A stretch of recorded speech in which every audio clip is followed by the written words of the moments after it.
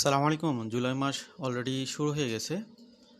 তো জুলাই মাসে কানাডার ল এবং রুলসে কি কি পরিবর্তন আসবে সেটা নিয়ে একটা কন্টেন্ট আমরা দেখেছি বা করেছি জুনের শেষ দিকে।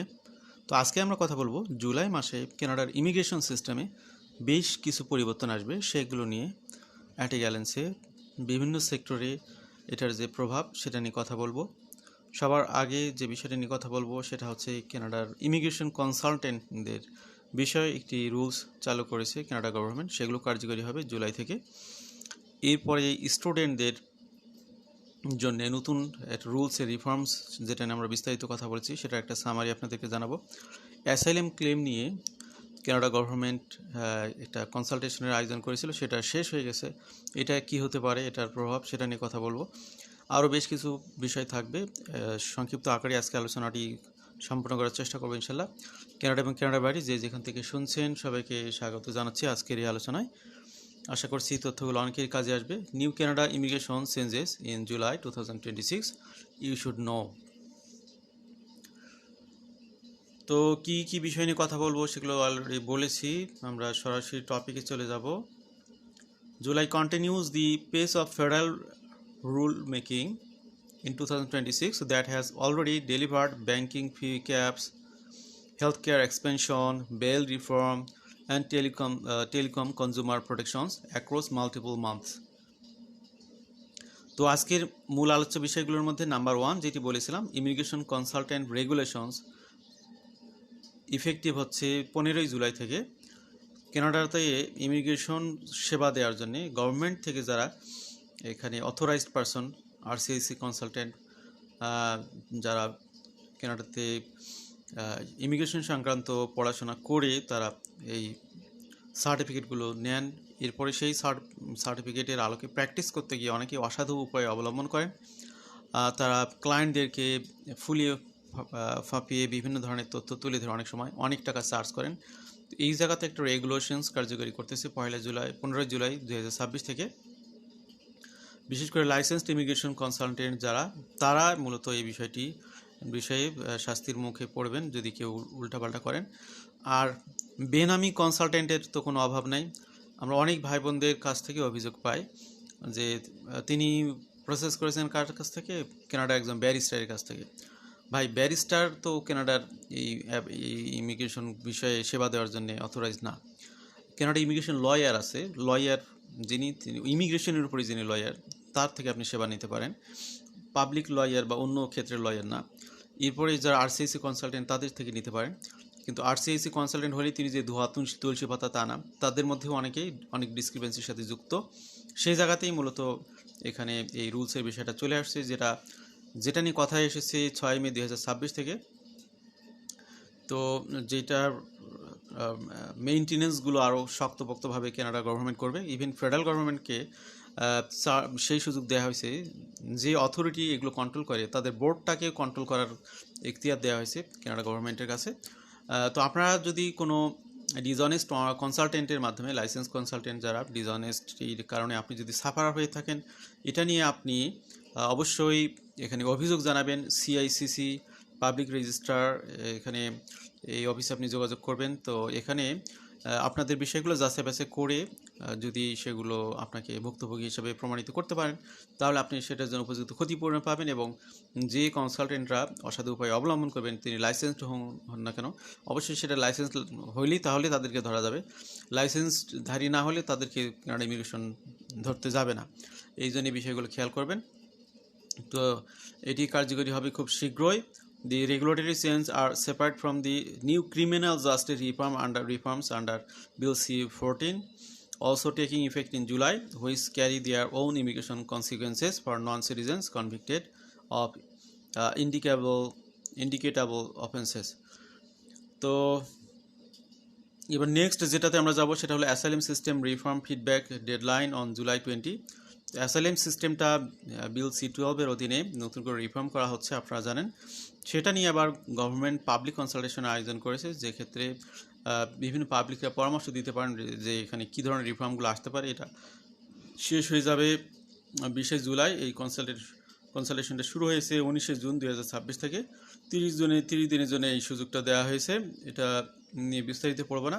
এখানে বেশ কিছু বিষয় পরিবর্তন আসবে, সেগুলো আপনারা জানবেন 20শে জুলাই পার হয়ে গেলে এখানে যখন কার্যকরী হবে সেগুলো নিয়ে আমরা আবার কথা বলবো। তো আজকে একটু স্কিপ করতেছি।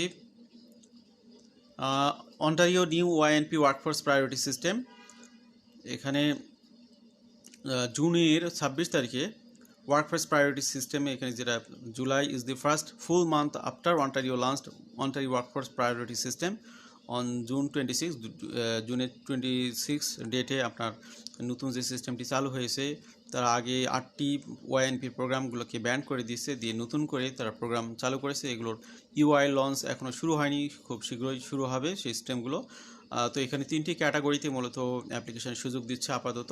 টিআর 0 থেকে 3 হায়ার স্কিল ওয়ার্কার CLB 6, এখানে এডুকেশন লাগবে পোস্ট সেকেন্ডারি। টিআর 4 থেকে 5 ইসেনশিয়াল ওয়ার্কার্স, এখানে CLB ল্যাঙ্গুয়েজ রিকোয়ারমেন্ট হলো CLB 4, সেকেন্ডারি স্কুল ডিগ্রি থাকতে হবে। এরপরে হচ্ছে ফিজিশিয়ান, সেলফ এমপ্লয়েড ডক্টরস, এক্ষেত্রে ল্যাঙ্গুয়েজের কোনো ব্যারিয়ার নাই, CPSO রেজিস্ট্রেশনের প্রয়োজন হবে। তো এই হলো অবস্থা, ওয়াইএনপির পরিবর্তনগুলো শীঘ্রই শুরু হবে ইনশাল্লাহ। এরপরে আমরা আসতেছি পরের স্টেজে, BCPNP rural and remote health support initiative open through July.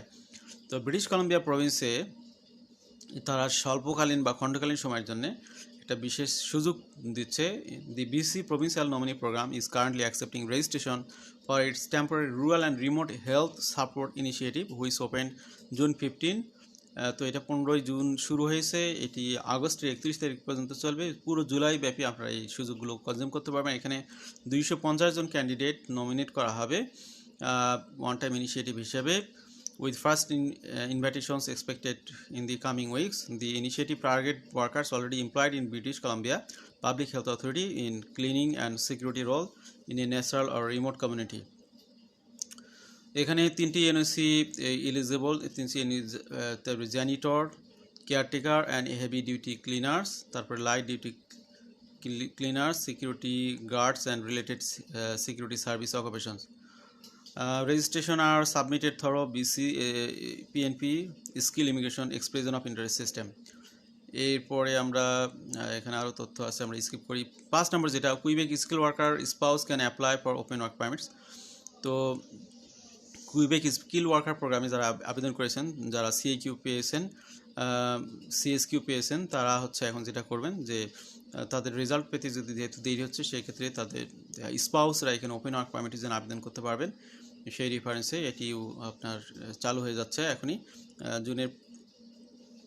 IRCC expand the Quebec Worker Public Policy on June 5, 2026, allowing spouse and common law partner of eligible Quebec Skilled Worker Selection Program applicants to apply for open work permits.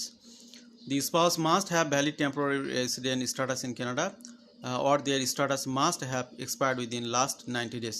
এই কন্ডিশনটা পূরণ করতে হবে। The spouse must also be named on the principal applicant's permanent selection application called the, তো এখানে এটা PR প্যাকেজের মধ্যেই পড়তেছে। তো পিআর প্রোগ্রামগুলোতে প্রসেস হতে যেহেতু লং টাইম সময় লাগে, এই কারণে যিনি মেইন অ্যাপ্লিক্যান্ট, প্রিন্সিপাল অ্যাপ্লিক্যান্ট, তার স্পাউসদেরকে এখানে সুযোগ দেওয়া হচ্ছে, তবে তার স্পাউসকেও অবশ্যই পিআর অ্যাপ্লিকেশনের মধ্যে অন্তর্ভুক্ত হতে হবে, এটা হলো condition. The principal applicant must hold a valid or recently expired employer specific work permit for a Quebec employer and must have been invited to apply for permanent selection through PSTQ. IRCC has established a 30-day processing standard for applicants submitted under this public policy, provided both employer and applicants use the identification code. এখানে একটা identification code আছে, এটা কষ্ট করে দেখে নেবেন, এটা দিয়ে আপনি কাজে লাগাতে পারেন। Study permit change rule students should know in July. আমরা আগে এটা নিয়ে আলোচনা করেছি যে এখন থেকে কেউ যদি একই ইউনিভার্সিটিতে তিনি ডিগ্রি থেকে যদি অন্য প্রোগ্রামে কনভার্ট হন, তাহলে তার নতুন করে স্টাডি পারমিট অ্যাপ্লাই করতে হতে পারে।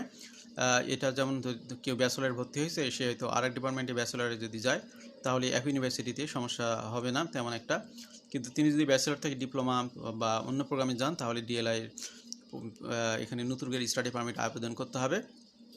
এছাড়াও যারা এক প্রতিষ্ঠান থেকে আরেক প্রতিষ্ঠানে যাবেন, শুধু ডিএলআই চেঞ্জ করলেই, একটা ওয়েব ফর্মে অ্যাপ্লিকেশন করলেই হবে না, আপনাকে পুরো কমপ্লিট অ্যাপ্লিকেশন সাবমিট করতে হবে। এটা যদি না করেন তাহলে ভবিষ্যতে সমস্যা হবে। যখন আপনি পোস্ট গ্রাজুয়েশন ওয়ার্ক পারমিটের জন্য আবেদন করবেন, তারা ব্যাকগ্রাউন্ডে সবগুলো আপনার হিস্ট্রি চেক করবে। সেক্ষেত্রে যদি কোনো নন কমপ্লায়েন্স আপনার কাছ থেকে তারা দেখে, তাহলে আপনার পোস্ট গ্রাজুয়েশন ওয়ার্ক পারমিটের অ্যাপ্লিকেশনটা রিফিউজ হতে পারে। সেক্ষেত্রে 3 বছরে যে ওয়ার্ক করার এখানে সুযোগ, সেটা আপনার ব্যাহত হবে। এই কারণে আপনারা যারা প্রতিষ্ঠান চেঞ্জ করবেন বা ডিগ্রি চেঞ্জ করবেন, ডিগ্রি থেকে অন্য প্রোগ্রামে যাবেন, তারা নতুন করে স্টাডি পারমিটে আবেদন করার একটা চিন্তাভাবনা রাখবেন, তাহলে কোনো সমস্যা হবে না। Tier two PR pathway open work permit remains available. কানাডাতে টিআর থেকে পিআরে কনভার্ট হওয়ার জন্য 2021 সালে সর্বপ্রথম কানাডা গভর্নমেন্ট একটা সুযোগ দিয়েছিল।